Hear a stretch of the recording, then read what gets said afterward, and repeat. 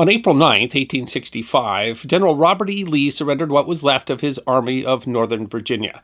That's often cited as being the end of the U.S. Civil War, but it was really only the beginning of the end. The defeat of Lee's army and the capture of the Confederate capital at Richmond might have marked the end of any realistic chance that the Confederate army had of winning the war, but there were still Confederate forces in the field, isolated but undefeated. It would be almost a month later before Confederate President Jefferson Davis declared the Confederacy to have been dissolved, and he himself was captured on May 10th. But even several days after that, there was yet another battle fought between Union and Confederate forces, far away from where the great generals had fought the decisive battles of the war. It is history that deserves to be remembered. Most of the significant engagements of the American Civil War took place east of the Mississippi. Nearly all of the major battles took place in the east, with only a handful taking place in Missouri and Arkansas, and even fewer further west. This theater, known as the Trans-Mississippi Theater, languished for supplies and support, while attention was focused on Virginia and the Mississippi River.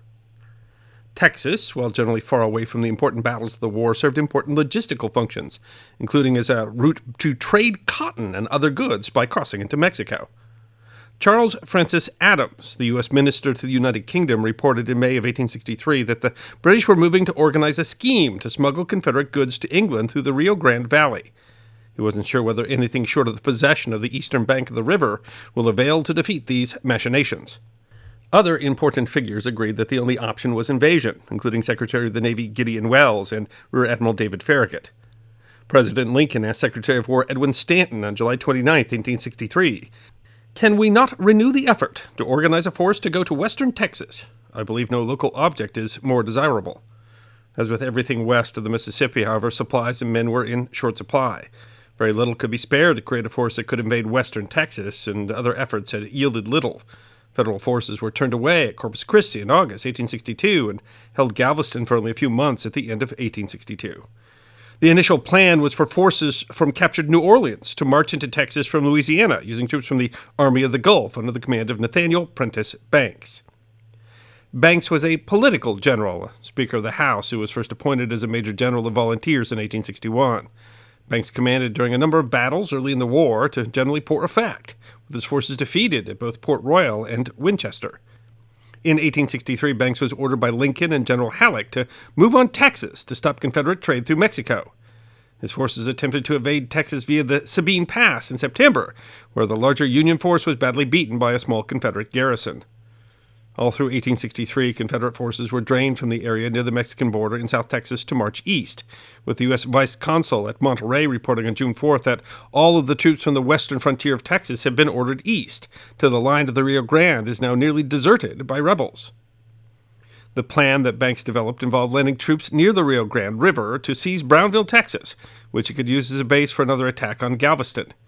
He prepared a force of about 6,000 troops, including freed slaves of the Corps d'Afrique and the 1st Texas Cavalry, a regiment largely composed of German immigrants from Texas.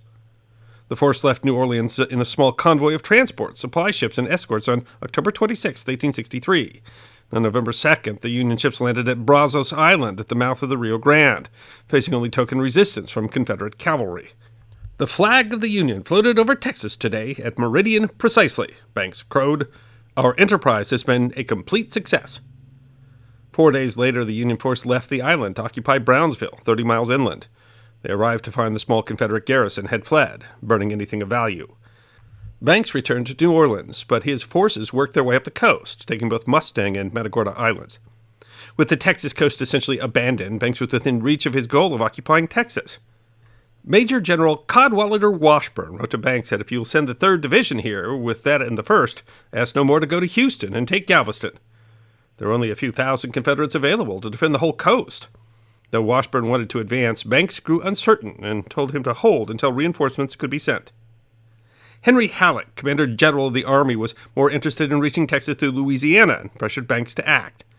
Banks anticlimactically turned his attention to Louisiana and pulled most of his men out of Texas, committing them to the Red River Campaign, which ended in failure at the Battle of Mansfield in April 1864.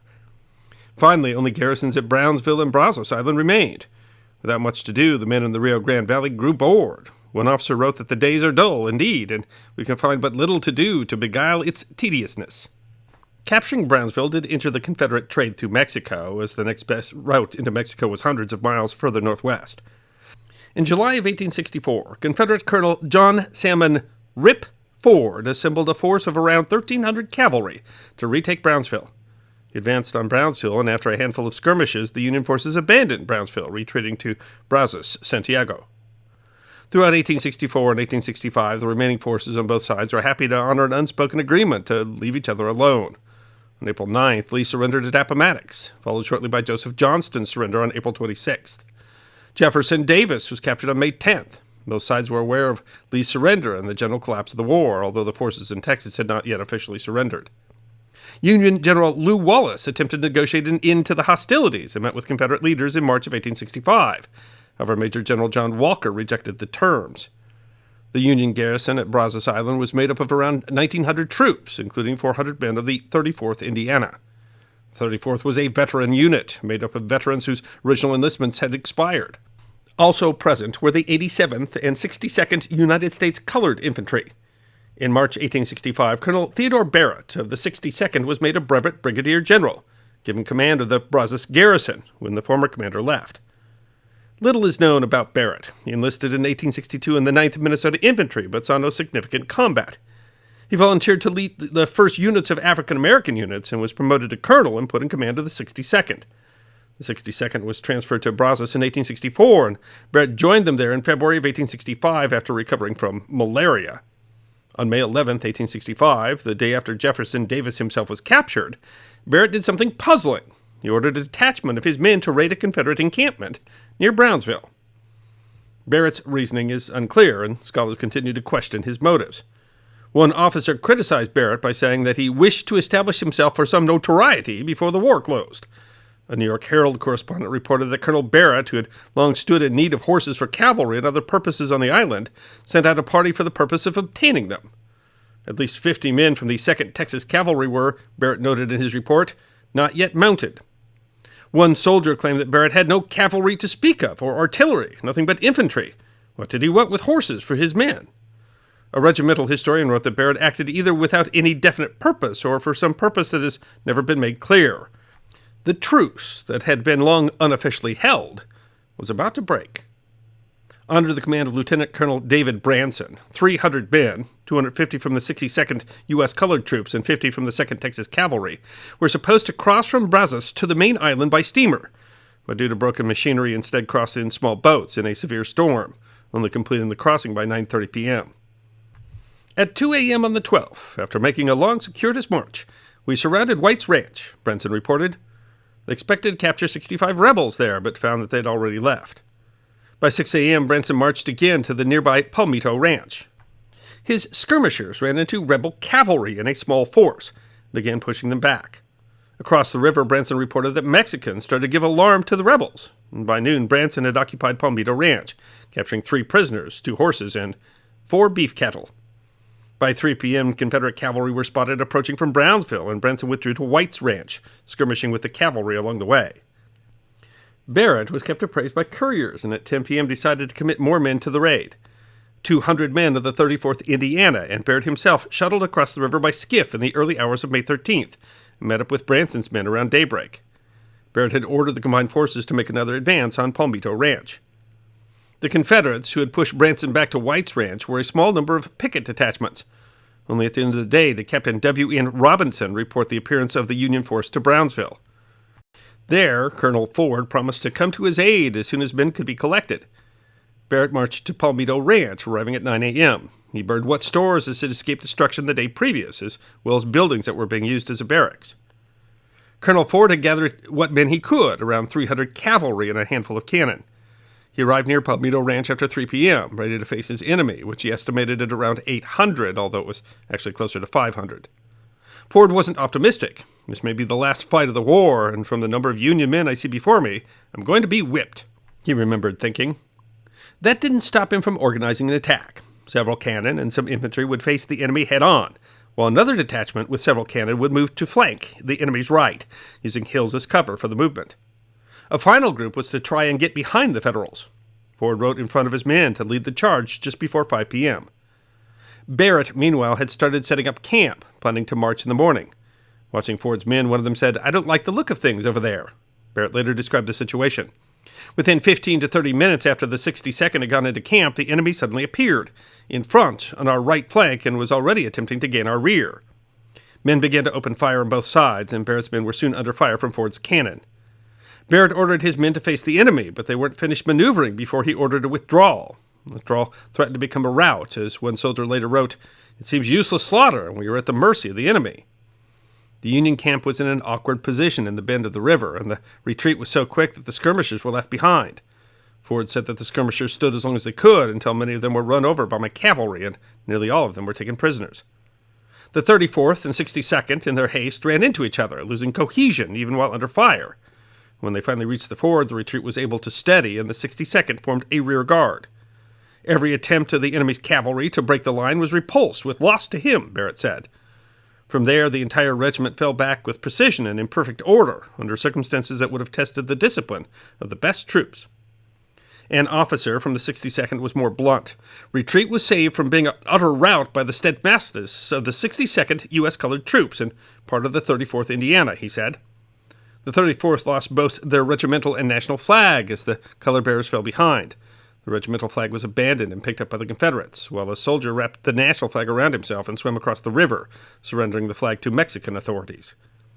The chase went on for 7 miles, with Ford reporting that the enemy endeavored to hold various points, but were driven from them. About 2 miles from Brazos Island, Ford gave up pursuit. General Slaughter, Ford's superior, had remained in Brownsville out of fear of a Mexican raid, and showed up only as Barrett's men were using a levee to reach Brazos. He ordered a further pursuit, but it was too late. Slaughter finally waded into the water and emptied his revolver in the direction of the enemy. In Barrett's words, "The last volley of the war is believed was fired at the 62nd U.S. Colored Infantry about sunset on the 13th of May, 1865. According to Slaughter, the Confederate force lost 4 or 5 severely wounded. On the Union side, casualties are less clear. Barrett recorded casualties of 115, 1 killed, 9 wounded, and 105 captured. John Jefferson Williams of the 34th Indiana was the last man to die in the fighting, making him by some measures the final combat death of the war. Others have questioned those casualty numbers, with historian Stephen Oates pinning the number of killed at around 30 for each side. Historian Jerry Thompson, Regents Professor of History at Texas A&M International University, used court-martial testimony to determine that Barrett lost 117, 4 killed, 12 wounded, and 101 captured. Throughout the battle, Barrett reported that his men were shot at from the Mexican side of the Rio Grande, and that he had heard upon what appeared to be good authority that Imperial cavalry from Mexico had crossed the river to assist the Confederates, although this is uncertain. Barrett brought charges against Lieutenant Colonel Robert Morrison for losing his colors in the retreat, but Morrison was cleared, partially with the help of testimony, by Rip Ford. The men of the 62nd U.S. colored troops had been taught to read and write while they were in the service, and wishing to have even more education, they pledged to establish a school for the special benefit of free blacks. The regiment, which had largely been raised in Missouri, raised more than $6,000 to help establish the Lincoln Institute in Jefferson City, Missouri. And that historically black college, now called Lincoln University, still operates today. Whenever anything is called the last or the worst or some other superlative, there are always other claimants. On May 19th, a small skirmish took place at Hodby's Bridge in Alabama. Several men were wounded, and one man, Corporal John Skinner, was killed in an ambush by Confederate guerrillas at that fight. Some consider Skinner, rather than Williams, to be the last casualty of the war, and participants were eventually given Civil War pensions. General Kirby Smith surrendered the men of the Trans-Mississippi Theater on June 2nd, although some Confederate troops fled to Mexico. The Confederate raider, CSS Shenandoah, raided the U.S. whaling fleet, not ceasing until June 22nd, possibly firing the last shot of the war. Brigadier General Stand Waite surrendered the 1st Indian Brigade of the Trans-Mississippi on June 23rd, the last Confederate general in the field to surrender. But the Battle of Palmito Ranch is still generally understood to have been the last battle between organized forces on both sides, although it was really just a minor skirmish. It is ironic that the last battle of the U.S. Civil War was fought well away from the great battlefields of that war in a forgotten theater that received little attention. I hope you enjoyed watching this episode of The History Guy, and if you did, please feel free to like and subscribe and share The History Guy with your friends. And if you also believe that history deserves to be remembered, then you can support the History Guy as a member on YouTube, a supporter on our community at Locals, or as a patron on Patreon. You can also check out our great merchandise shop or book a special message from the History Guy on Cameo.